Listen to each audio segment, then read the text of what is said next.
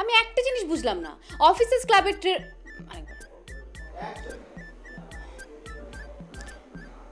জানি আমার সমস্যা আছে। আগে আমি তোমাকে সমস্যা আছে আমার। বিয়ের আগে আমি তোমাকে 24 ঘন্টার মধ্যে আবার যাই। আচ্ছা, তোমাদের শুভর কি অবস্থা? শুভর এই অবস্থা, ভালো আছেন? তুমি যেভাবে ডিসক্রাইব করছো সে তোমাদের লাইফ হেল্প করে দিছে। আমার চিন্তাধারায় ব্যাপারটা দাঁড়াচ্ছে যে আবার যাই এবং মানে আরে দাদা তুই দেখ তো 6 টাকার ভাড়া আমি ওকে 8 টাকা দিলাম, উবারে 10 টাকা না দেন না। রফিককে ছাড়া এবং রফিককে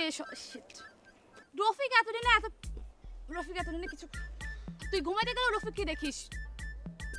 আমি কবে দেখলাম? সরি, তোমার বহুত লক্ষ্মী সোনা জাদুমণি গুলগুলের বাচ্চা বুঝাইছিলাম, অনেক সুন্দর করে জাদুমণি লক্ষ্মী সোনা করে বুঝাইছিলাম। তোমার আমি বহুত বুঝাইছিলাম লক্ষ্মী সোনা গুলগুলের বাচ্চা, বহুত বুঝাইছিলাম। তোর অস্ট্রেলিয়ায় যাওয়ার প্রধান সিঁড়ি হচ্ছে ক্যাথি। তোর অস্ট্রেলিয়া যাওয়ার প্রধান সিঁড়ি হচ্ছে ক্যাথি। তোর মূল টার্গেটটা হচ্ছে ক্যাথিকে তুই। আমি যদি তোমাকে বড় ধরনের একটা শাস্তি দিতাম কি হতো, তুমি ওদেরকে আর মানে জিন্দেগির জন্য তুমি ওদেরকে আর পড়াইতে পারতা না। আরেকবার দে এটা। আচ্ছা তোমার সমস্যা কি বলো তো? আরেকবার যাবো। বাড়ি থেকে বের হতে পারছি না মানে? কেউ কি বলছি তোমাকে কিছু? সবাইকে সামনে বলবে? আর যেতে পারবো না। এক কাজ করো, কাগজ কলম নাও। আরেকবার। তুমি দেরি করে আসছো কেন? এখান থেকে তো আচ্ছা, তুমি দেরি করে আসছো কেন? লেট না আচ্ছা, ওর দেরি ছিল না লেট ছিল? ও আচ্ছা, তুমি এত লেট করে আসছো কেন? এত লেট করে আসছো তুমি টেনিস খেলতে পারবে না। তুমি এত লেট করে আসছো কেন? এত লেট করে আসছো তুমি তো টেনিস টাইম মতো দুত্তরি। তোর যে শোন মানুষের মাথা, তোর কথার মেশিনটা একটু বন্ধ কর। শোন, মানুষের মাথার যে সেটা যদি থাকতো তাহলে তোর আমি যেভাবে ও ওই যে মোটা কইরা যে 20 কেজি আটার বস্তা, ও ওই যে 20 কেজির আটার বস্তাটা যে দরজার ফাঁক দেখে যেতে গিয়ে, ও ওই যে 20 কেজির আটার বস্তাটা যে দরজার ফাঁক দেখে যেতে গিয়ে কি তোর, ও ওই 20 কেজির আটার বস্তাটা যে কিনার দরজা যাইতে গিয়ে আটকে যায়। হয় না আরেকবার দেবো। কার সাথে আমি বন্ধুত্ব করব কি করব না এটা তুমি টার্ম ডিক্টেট করতে পারো না কেন? আরেকটা যেন কি? এগুলো এখানে রাখা ছিল, নিশ্চয়ই আকাশ থেকে উড়ে আসে নাই। এগুলো আমার এক বন্ধু আছে না, আসিফ, সরি। তো আসতেই তো পারে, আমার বয়স হয়েছে। তুমি যতই বড় হচ্ছ ততই সরি ভাই। কোন থেকে আসবো? আমার কথা থেকে? থাম, এবার বল না কি খেলবি? কি খেলা? Nice to meet you. Nice to meet you, Tusha. Patricia. Cathy. Okay okay, আমি আর একটা কথাও বলবো না। আমি আর কোনো কথাই বলবো না। তোমার যা বিচার দেওয়ার মাকে বলো, সত্য মিথ্যা যা কিছু ইচ্ছা বলো, কোনো ঠিক আছে। আমি কোনো কথা বলবো না। এটা সবজি না, এ তো মাখন। মনে হচ্ছে মাখন খাইতেছিলাম ভাই। তাই আচ্ছা, এই যে আপনি গেলে বলেছি আপনি দাবি কথা আমি কেন যে ট্রেজারের দায়িত্ব নিতে গেছিলাম?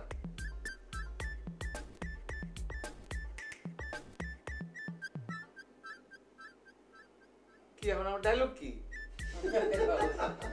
ভুল করে 4 তলায় কলিং বেল টিপ দিয়েছেন, 2 তলায় যাওয়ার কথা ছিল। রাস্তা দিয়ে যাওয়ার সময় আমাকে মিস করছিলেন না? ফাইজলামি পাইছো? হ্যাঁ আচ্ছা, তোমার মিথ্যা কথাটা বলার কোনো দরকার ছিল? তোমার সমস্যা তো আরো প্রকট। কিভাবে পড়াতে আসবে সেটা যদি তোমার মনে না থাকে তাহলে তুমি কিভাবে পড়াবে? আপনি একটা ছোট্ট বটলে করে একটু তেল নিয়ে আসেন তো, ওই তেলটা আমি একটু মামার মাথায় দিব। মামার মাথায়? আবার আমার মাথায় দিব? আমার মাথা তো হট হয়ে যায় মাঝে মাঝে। ঠিক আছে, আমি কালকে নিয়ে আসবো। আচ্ছা ঠিক আছে। আচ্ছা এখন শোনো, একটা কোচিং সেন্টারের জন্য সুন্দর কয়েকটা নাম বলো। কোচিং সেন্টারের নাম কেন? আপনি কি কোচিং সেন্টার দিচ্ছেন নাকি? হ্যাঁ, কোচিং সেন্টার তো আমার অনেক দিনের স্বপ্ন, এখন এটা বাস্তবে রূপ দেবো। তাই? আমার যে কি শান্তি লাগতেছে না সাকিব ভাই। আমি না ছোটবেলা থেকে চিন্তা করতাম আমি কবে একটা কোচিং সেন্টারে পড়তে পারবো। আমার ফ্রেন্ডরা যাইতো কোচিংয়ে, স্কুলের পরে কলেজের পর সব কোচিংয়ে যেত, আর আমি বাসায় বসে থাকতাম। বাসায় টিচার আসতো। মামার জ্বালায় কখনো কোচিংয়ে পড়তে পারিনি। কোচিংয়ের লাইফটা কিন্তু খুব মজার না, নতুন নতুন ফ্রেন্ডস, নতুন নতুন মজা। ঠিক আছে, এখন কয়েকটা নাম বলো, সুন্দর নাম বলো।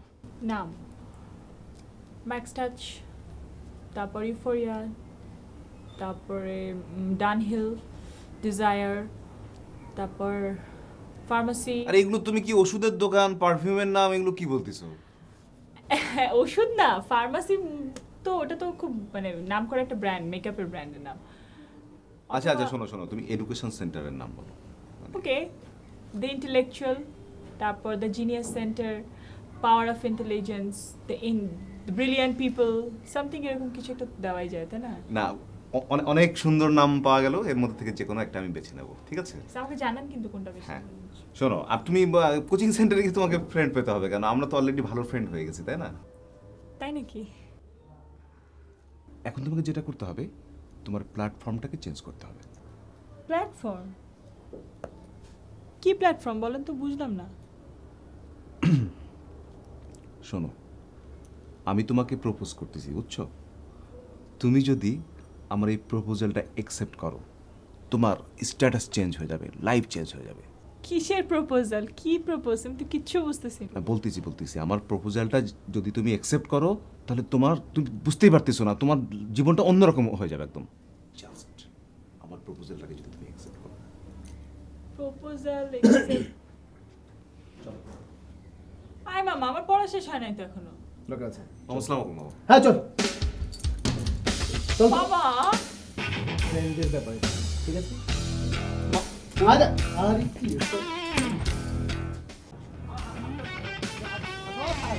আমি আমাকে বলতে দেবেন তো? বলতে দিব মানে দাদা, এখন বল। মানে উল্টাপাল্টা কিছু ভাবার আগে জাস্ট আমার একটা রিকোয়েস্ট, আমার কথাগুলো আপনি শোনেন। কিসের উল্টাপাল্টা? কিসের উল্টাপাল্টা ভাবতেছি আমি? হ্যাঁ, মানে আমি এখন যা বলবো তার উত্তর দিব। আপনি যা ভাবতেছেন তার তো ঠিক না। আমার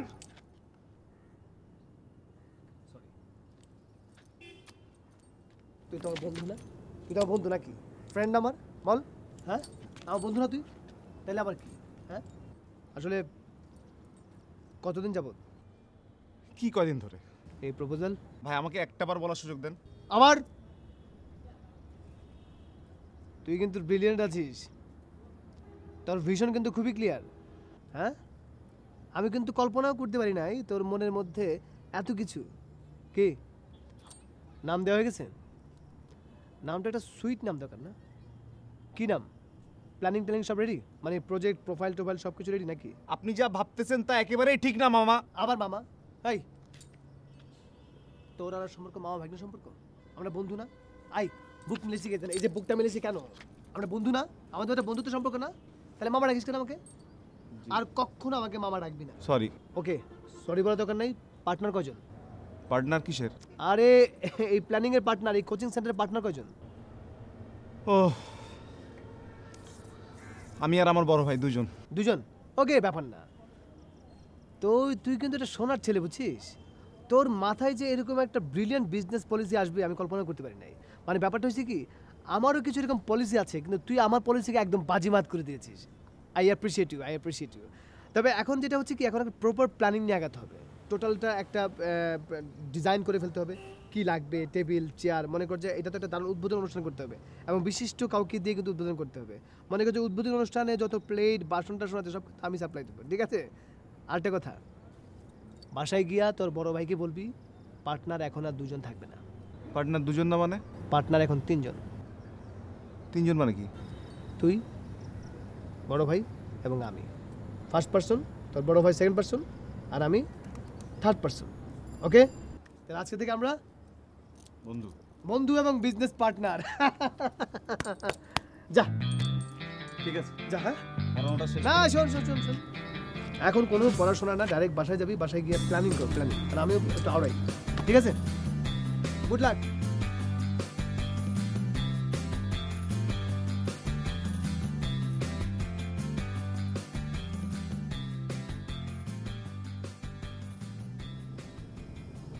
সোনিয়া, আজকে সাকিবের সাথে একটা বিষয় নিয়ে আলোচনা হলো, এবং আমার কাছে যেটা মনে হলো যে ব্যাপারটা অনেক বেশি ইফেক্টিভ। মানে আমরা একটা কোচিং সেন্টার দেওয়ার একটা প্ল্যান করেছি আর কি। সাকিব ভাই তো আমাকে কোচিং সেন্টারে একটা কথা বলছিল, ওটা নাকি? তোকে বলেছে না? হ্যাঁ ওইটাই, মানে যদিও প্ল্যানিংটা সাকিবের মাথা থেকে এসেছে, এই প্রথম সাকিবের কোনো একটা প্ল্যানিং আমার কাছে অনেক বেশি মনে হলো যে না ব্যাপারটা ইন্টারেস্টিং, এটা সম্ভব। আমি যেটা তারপর যেটা ওর সাথে আলাপ করে যেটা করলাম যে আমি আর একটু মানে একটু প্রিসাইজ করে দিলাম আর কি। তো এখন আমরা করছি, আমরা পার্টনার 3 জন, ওর বড় ভাই আর আমি। আচ্ছা তোদের ইন্টারমিডিয়েটে কয়টা সাবজেক্ট পড়ানো হয়, মানে কয়টা সাবজেক্ট আমাদের কোচিংয়ে অন্তর্ভুক্ত করতে পারি বলতো? 12টা তো থাকেই সাবজেক্ট, এর মধ্যে যে কয়টা আর কি তোমরা পড়াইতে পারো। না এর মধ্যে তো 2টা তোর অপশনাল, তাই না? তার মানে হচ্ছে যে 10টা সাবজেক্ট। আচ্ছা মানে 10টা সাবজেক্ট যদি হয় তো পার সাবজেক্টে কত টাকা নেওয়া উচিত? পার সাবজেক্ট 2000? 4000 টাকা লাগবে, মিনিমাম 4000 টাকা। কারণ তুই যত স্ট্যান্ডার্ড অ্যামাউন্ট রাখবি কোচিং সেন্টারটা তত স্ট্যান্ডার্ড মনে হবে। তোমার চেহারা দেখে তো 4000 দেবে। চেহারা দেখে দেবে কেন? চেহারা কি আছে এখানে? এখানে তো স্ট্যান্ডার্ড কোয়ালিটি পড়াশোনা দেওয়া হবে এবং কোয়ালিটি টাকা পয়সা তারা দেবে আমাদেরকে। আচ্ছা বলতো এই কলোনিতে কি পরিমাণ ছেলে মেয়ে আছে যারা কোচিং সেন্টারে ভর্তি হতে পারে? 15-20টা। মাথা খারাপ নাকি?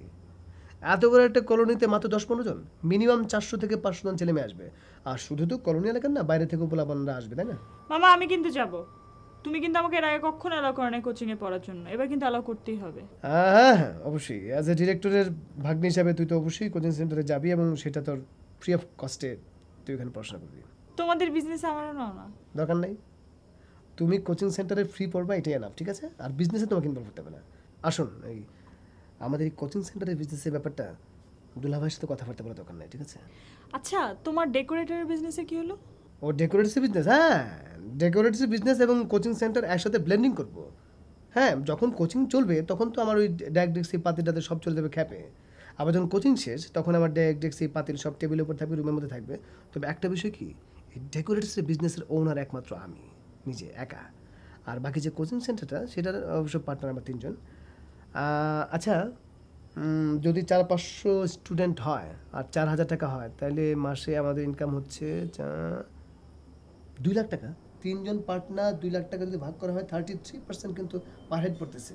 অ্যাজ এ বিজনেসম্যান হিসেবে আমি একটা রাউন্ড ফিগার পার্সেন্টেজ নিব আশা করি, এবং সেটা মাসে কিন্তু খুব একটা কম অ্যামাউন্টটা, তাই না? হ্যাঁ আগে পাও তারপরে আগে পাও মানে কি পেয়ে তো গেছি, বিজনেস স্টার্ট হবে, যা সেটা পোস্টার হবে যে আসুন কোচিং করুন, নিজেকে জানুন। নিজেকে জানুন না মানে পড়াশোনা করলে তো মানুষ নিজেকে জানতে পারে, এরকম জাস্ট একটা কথার কথা। টিচার কি তোমরা থাকবে মামা? তার কারা থাকবে?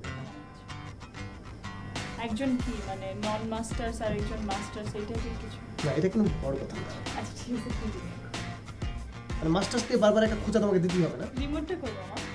জানি না, চিরুনি আছে, চিরুনি কাজ করে দেবে।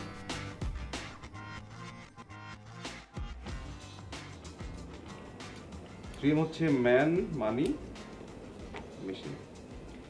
এটার কি ডেফিনেশন হবে নাকি এলিমেন্ট হবে? এলিমেন্ট হবে। সাকিব ভাই একটা কথা জিজ্ঞেস করি। বলো।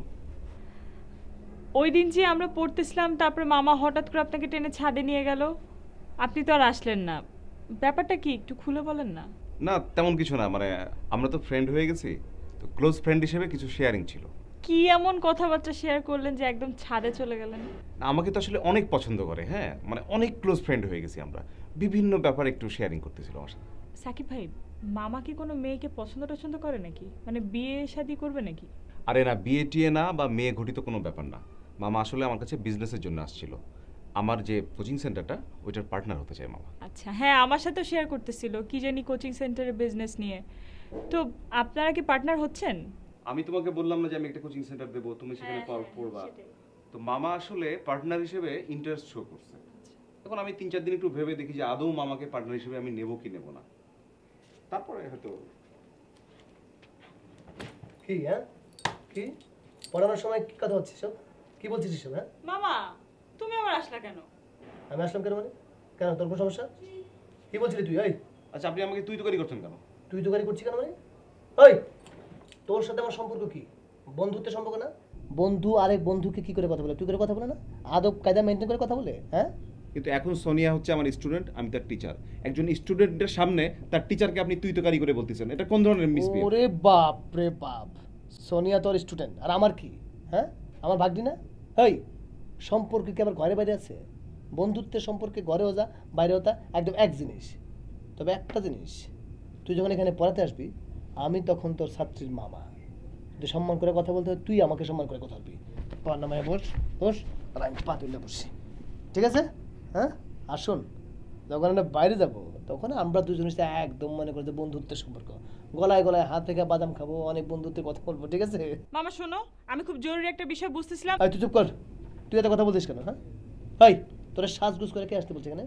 তোরা না বলছি এখানে সাজগুজ করে পড়তে আসবি না? তুমি আমার সাজগোজ নিয়ে কোনো কথা বলবা না। সারাদিন সাজগুজ কর, আমার কোনো সমস্যা নাই, কিন্তু যখন পড়তে আসবি কোনো সাজগুজ না, ঠিক আছে? আরে চেহারা এরকম বাংলা পাস করে রাখছিস কেন? হ্যাঁ, তোরা না কইছিস চেহারা সবসময় একটা চমৎকার করে রাখবি, এরকম অশান্তির ছাপ রাখবি না, একটা হাসি দিতে, হাসি দে। ওহো, এইভাবে হাসলে হবে নাকি? হাসি কখনো চামড়া দিয়ে হয় না, হাসতে হয় অন্তর দিয়ে, অন্তর। এই যে দেখ হাসতেছে, দেখছিস? পড়া পড়া, থাকাই লোক না পড়া।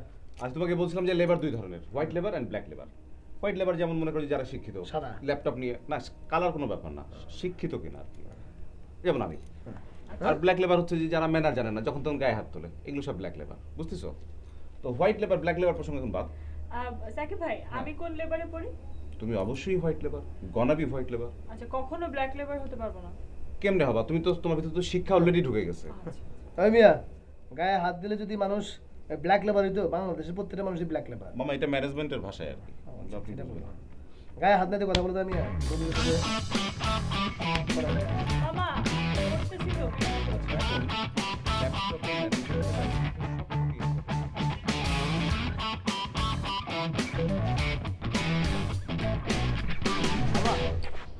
কি ব্যাপার তাহলে? হ্যাঁ, আর একটু যদি আপনি দেরি করতেন এখন আপনার বাসা চলে যেতাম। কেন, বল কি বাসা চলে গেছে?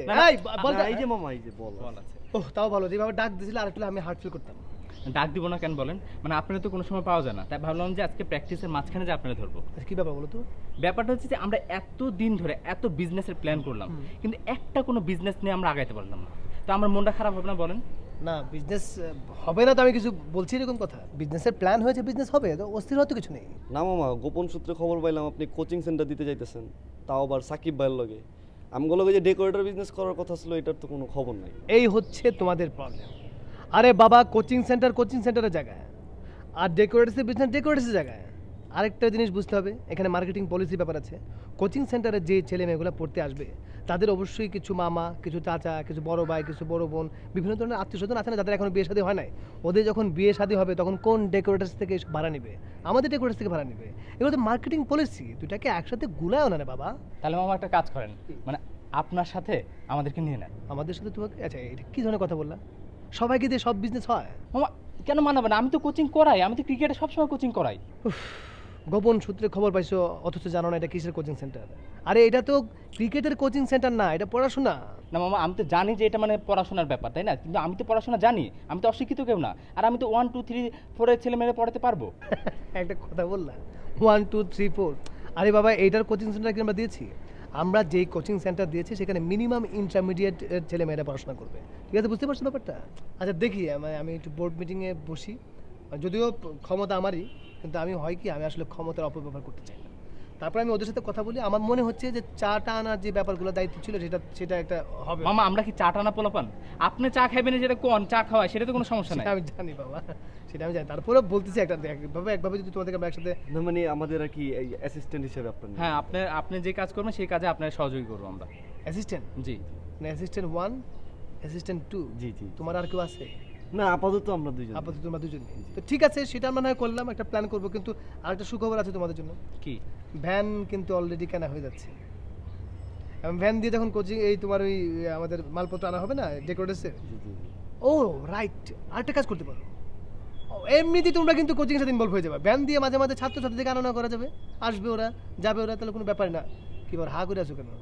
আমার কথা কিছু বুঝতেছো না? প্রবলেম কি জানো? আমি এত দামি কথা বলি, আমার কথা অনেকেই বুঝতে পারে না। 3 দিন 4 দিন পর বুঝে, হঠাৎ করে 3 দিন পর লাভ মারে, আরে হজম হয়ে গেছে তো। মানে আমার কথা তখন হজম হয়, তোমরাও তখন বুঝবা আশা করি। আচ্ছা শোনো, বাসায় তো কফি নাই, তোমাদের বাসায় যেতে বলতে পারলাম না। হ্যাঁ, আমি আসলে বাজারে যাচ্ছি কফি আনার জন্য। হ্যাঁ ঠিক আছে, থাকো।